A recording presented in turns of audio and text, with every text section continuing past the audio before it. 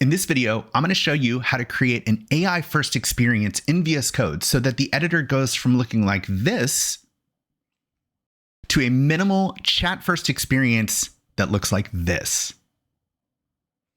And I'll even tell you how you can get this entire setup with just one click. Let's do it. One of the real challenges that AI presents in the editor is that it makes an already very busy space even busier. So if you have the sidebar open and the code, and then you open the chat, which is in the secondary sidebar, and then if you open the terminal as well, which is at the bottom, just the whole interface is there's just almost too much going on to even work with this. But what if, and just go with me here, what if we don't actually want to see most, if not all of this? In fact, what if all we want to see is the chat? We just want that to be the primary interface. Well, I've been working with this all week, and what I've found is that I want to see the chat, and I also want to see the terminal. So I think what we want to do here is we want to make the terminal essentially the new sidebar and make the chat the main editor space where the code would normally go. So let's get started doing that. So the first thing that I want to do here is I just want to start clearing up some room in the UI. So the first thing we're going to do is we're going to hide the minimap, which is this here. So we're just going to toggle that off. For the activity bar here, we can move this to the top like this. And now it's at the top. And we just have more horizontal space here to work with. And then I want to start hiding these icons here. So I'm going to hide the Explorer. I'm going to hide the search. I'm going to leave the source control because I find that I go into this a lot. And I'm going to hide the debug and hide the extensions. Now, we can always get back to these views just by knowing our keyboard shortcuts. So Control-Shift-E takes me back to the Explorer. Control-Shift-G takes me to the source control. And now we want to put the terminal in the sidebar. So how do we do that? Well, we can just take it and drag it over and drop it. If you didn't know that you could do that in VS Code, you can. You can take pretty much any UI element and put it anywhere you want in the editor, just kind of drag things around willy-nilly. Okay, so if we collapse the bottom panel here and we get rid of the code, we just need to get this into the main area. How do we do that? Well, you can come to the ellipsis here and say open chat in editor, and this will absolutely work. I find this to be a little bit clumsy though. I don't like to have to go here and here and here and click, click, click. So what I like to do is go to keyboard shortcuts and search for chat in editor like this. And then just open chat in editor is what we're looking for. Chat, open chat in editor right there. And then I like to assign a keyboard shortcut of Control-Alt-U because it's not already used for something else. And then now, if we close it, we can just Control-Alt-U and it opens the chat right in the main area. So the next thing that we'll need to take care of is the fact that we don't actually want to see any tabs here besides the chat. We just want to see the chat. But when the agent starts working on things, it will begin to create files. And as it creates files, it's going to open them as tabs up here at the top. But as we said, we don't care about the code. We don't want to see this.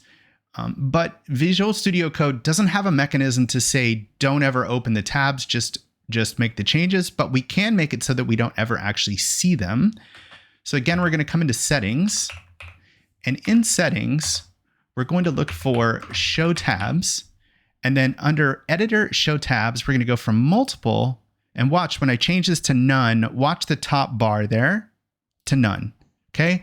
And then they're all gone. Like literally every tab's gone. Now they're actually still there. If you click the X here at the top, you'll see the different tabs. So here's the chat. And if I was to close this, then we would see the other tabs behind that.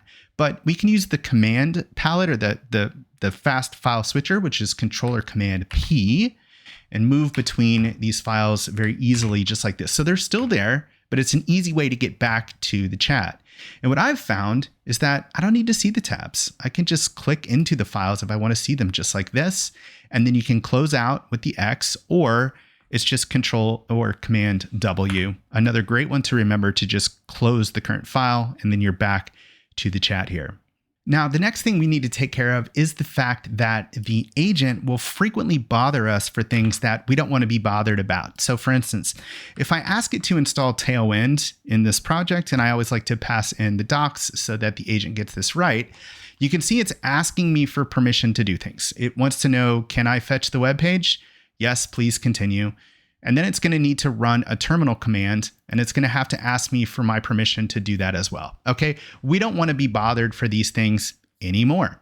So let's go ahead and cancel this. And what I want to do here is let's go to settings, to UI, and just search for auto approve, right? And then we're going to turn on this control whether tools should be automatically approved. We're just going to auto approve everything. The agent's allowed to do whatever it wants, doesn't need to ask our permission. And then if we come back to the agent and try this again, so let's run this command again. Now what'll happen is it just starts running the commands on its own here, which is exactly what we want. We don't actually want to be bothered. Now, this can be a little bit dangerous because as it's running these commands, it could do something that hurts our actual system here. And in order to inoculate us against that possibility, we're going to do something called a dev container setup here to isolate our environment and make sure that nothing bad happens to it. So dev containers is a completely separate topic. All you need to know is that we're essentially going to run this project inside of a Docker container. So if you have Docker installed, what I'm going to show you will just work. So what we need to do is add dev container configuration files to this project, and we can do that from the command palette here. And then for my project, I'm just using Node and TypeScript. So if we just look for Node and TypeScript, that's the configuration I need. And then I'm going to use Node 20 here. And I don't want to install any of these additional CLI tools or anything. So I'm just going to say OK. And then it's going to ask me if I want to rebuild this and reopen in a container, and I'm just going to say yes. Now this is going to take a minute, so I'm going to speed this up. All right, so the project's now open in a container, and we know that because we can see it down here in the Remote Explorer view. And if we open our terminal, we can see it's a little bit different than my other terminal. We're actually in the container here. So even if the agent was to do something like run rm-rf, on our root, we don't care. It's just a container. It can't actually hurt our system.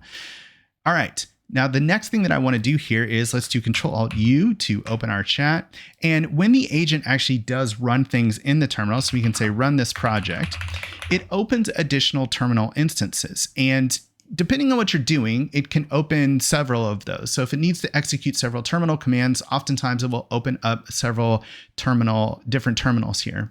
As it begins to open terminals, the terminals by default open with a tab view here on the side, which depending on how wide you have this, I find a bit hard to read and taking up a lot of space. So what I like to do is I like to come to the settings, and then we can just look for terminal tabs. And then what we're looking for is the setting that allows us to just turn them off. So right here on the integrated terminal, tabs enabled, we're just going to turn this off. Now watch when I do that. That little sidebar there in the terminal goes away, and then we just get them in a dropdown. And I just like this a lot better because, again, it's giving me all of the room back that I need and not taking up that space with UI elements that I just don't use that much. And we can easily delete terminals with just the trash can icon here. Now, while we're in settings, I want to address something. If you've used the agent in VS Code before, you may have noticed that if it runs for a while, it will tell you, hey, it's been running for a while. Do you want to continue running? And the answer is always yes. And so I want to show you how to get around that.